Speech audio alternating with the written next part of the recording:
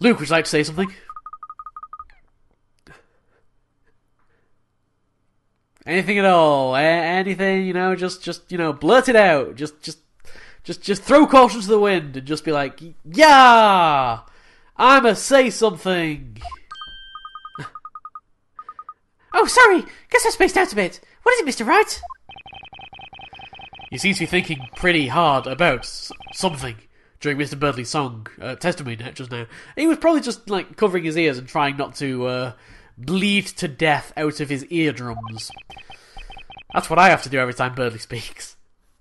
Is there something you'd like to share with us? Is there something you'd like to share with the rest of the class? That's not ellipses. Well, I've been thinking about what Mr. Barnum said a while ago. Batman says a lot of things, but you're going to have to be a bit more specific than this. The humans who witness magic become confused and lose sight of what's real. And they end up not knowing what actually happened. Well, I was thinking Mr. Batman might be right. And then it occurs to me there might be a way. Happy face. That was like devious, smirky face. I mean, we do have with us a witness who isn't human! Yes! Yes! Please tell me this is going to happen. I knew it was a good idea to LP the first Phoenix Wright game before going into this one. We're going to be cross-examining a parrot. We're going to be cross-examining a parrot.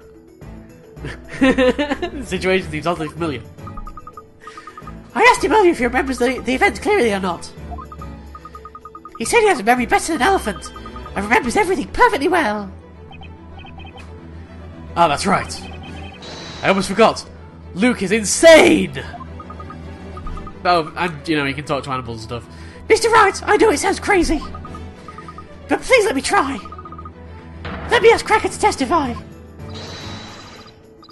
Oh, dearie Cracker. Should I?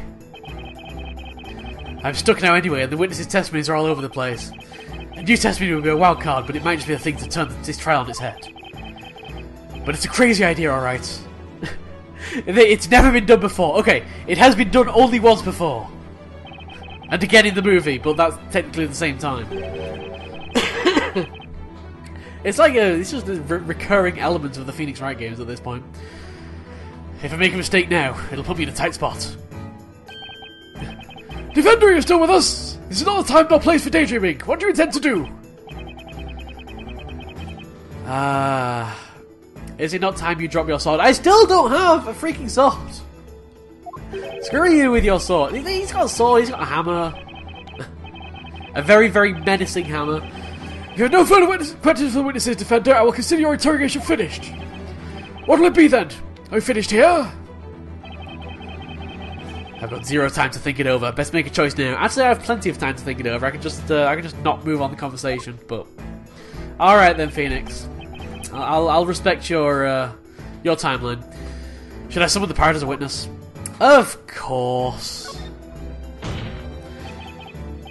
When is the answer to the question, should I bring the parrot as a witness, ever going to be no? Your Honor, the defense would like to summon a new witness. A new witness, you say? Who do you have in mind? It's a witness you all know, by the name of Mr. Cracker. Mr. Cracker, yay, Mr. Cracker. I know of no man by that name. Mr. Cracker! He knows his own name. The defense summons this new witness, Mr. Cracker the Parrot. A parrot as a witness? I just can't shake the feeling, but I just can't help but feel that we've seen this before. This is the witch's court. Joking around we consider contempt of court. Objection! Mr. Cracker witnessed the crime. He saw it happen, and he heard it too. He's as valid a witness as the others. Objection! This is insanity. No, no, no. That bird is nothing but a pet animal. Referring to it as Mister will not change that. Objection! Humans are confused by magic to the extent they lose sight of what's real. That's what you yourself said in prison, Zachariah. Zachariah's found. Oh, he's using a full name. Oh my god. That is confidence. Objection! Do not choose my full name. Claiming my full name does not help justify such brash foolishness. The Inquisition is against interrogating a parrot. By the way, kind sirs, I suppose you should know that my dear companion never forgets a sound he hears. That's good. He remembers everything he hears, huh? It's definitely worth asking Cracker to testify.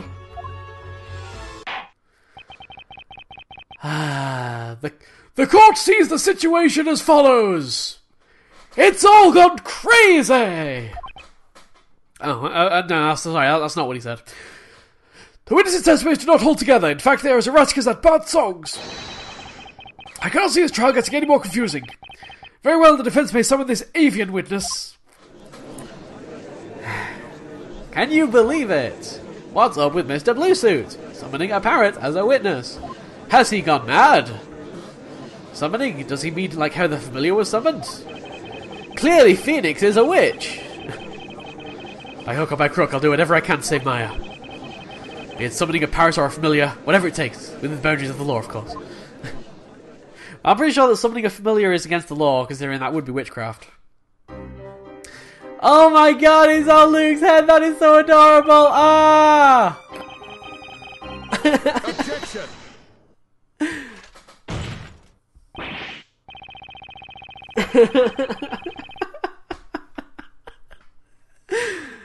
Not so fast, I hardly even know where to begin, but...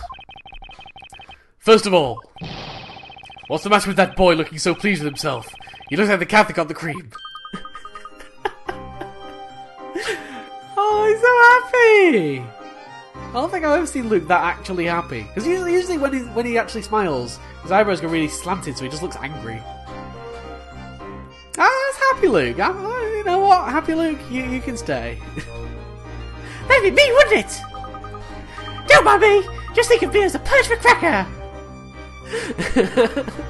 I'm Luke. I'm a perch. Yay! And just what is the purpose of questioning a bird? A parrot may be able to repeat what others say, but it cannot talk on its own. Objection! Oh wow, Luke's learned the art of objecting. Oh my god, that's amazing. It's precisely because Cracker doesn't talk his own words that he certainly tells the truth. What? Cracker remembers every sound he hears, even just the ones, with absolute perfection. So let's have him testify exactly what he heard. And if Cracker can repeat every sound, I'd say it should be a valuable testimony. I cannot believe this is happening.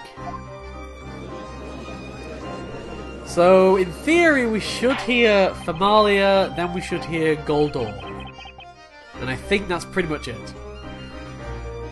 Not counting sound effects like the arm falling on the floor. A witness that cannot talk will not lie either. This idea is much to my liking. Well then, may our new witness Cracker testifies to the court. We wish to know exactly what you heard from the beginning of the incident. Witness testimony. Man, that's a nice perch you got there, Cracker. Okay, so he heard an ah. Okay, so I guess this must have been at the dentist, and the dentist was like, say ah, and that's where they kind of came in. Okay. Okay, so you are doing sound effects. Sound effects. Sound effects. It's like a cross between sounds and artifacts. I like that word, sound effects. I don't even know. Deary, dear me. That sounds like something that Maya would say. Yes, that must be Maya. Clang. Yes, and then they were attacked by clangers. Objection! What's this now? Why, those are the sounds of the incident! Exactly as Cracker heard them! Ludicrous! Evidently this is nothing but a farce after all. What do you mean, Mr. Barnum? I must admit I found the parrot's testimony quite impressive. Even that bird can accurately recall the sounds. It is clearly useless when it comes to the order of events. Why? Oh, wait, okay, the clang is probably the sound of Layton's arm hitting the floor. So that should have come after the gold door. Did he say gold door? I don't know. You mean there's a problem with the order? First the witch used magic to turn the victim into gold. Then the witches arrived. It's reasonable to assume they cried out in terror when they did so. And yet this testimony does not accurately convey such an order of events. Well, obviously parrots exist in a different... They have a different view on the timeline. It doesn't go in a straight line to parrots. It's more of a big ball of stuff. It starts with a sudden scream, followed by the door abruptly opening, and then a witness crying out. Next we hear the victim having turned to gold falling down. So far so reasonable. But the real issue is as follows. The parrot seems to think the witch cast the spell after the witnesses entered. So the suggestion is inconceivable. The reason is simple. At that time the victim had already been turned into gold. This is true. Indeed, it's as you say, Mr. Barnum. The parrot's capacity for imitation is excellent. I will concede this testimony does have some entertainment value. However, this animal's testimony cannot be allowed to stand as proof in this honourable court of law.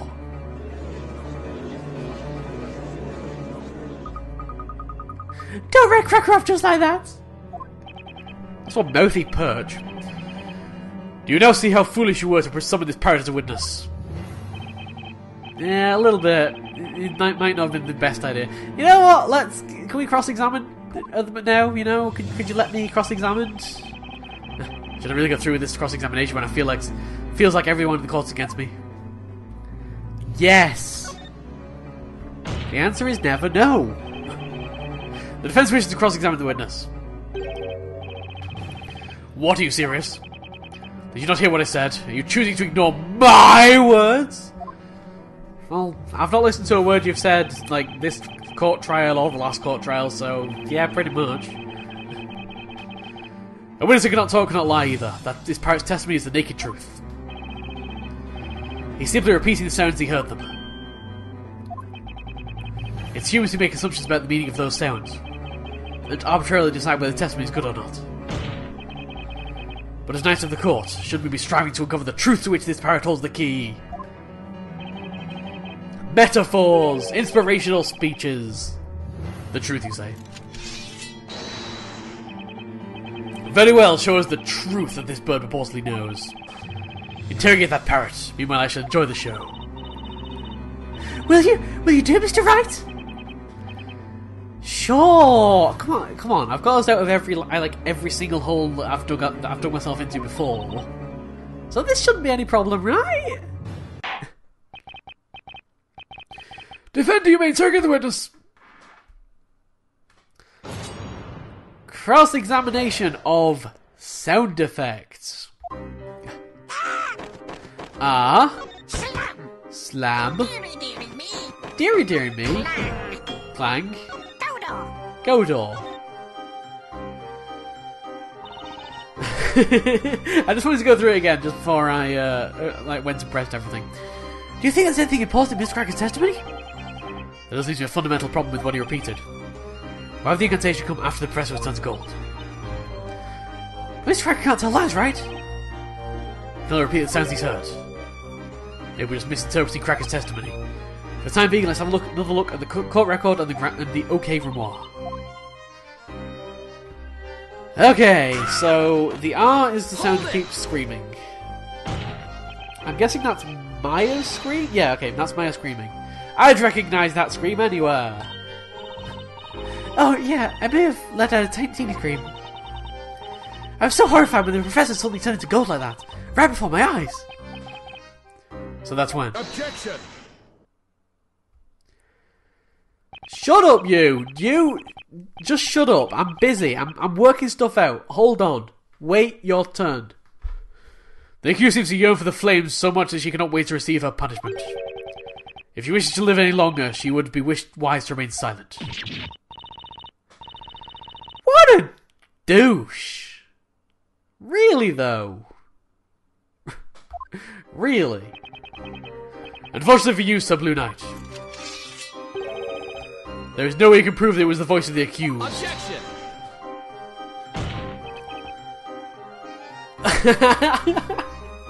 You're wrong, Inquisitor. All we need to do is have a voice print analysed. That's possible, right? Is there a spell in the Grand Grimoire for analysing voice prints at all? Espella, you get on looking for that. It's nothing, just figure out what I said. This world's driving me crazy.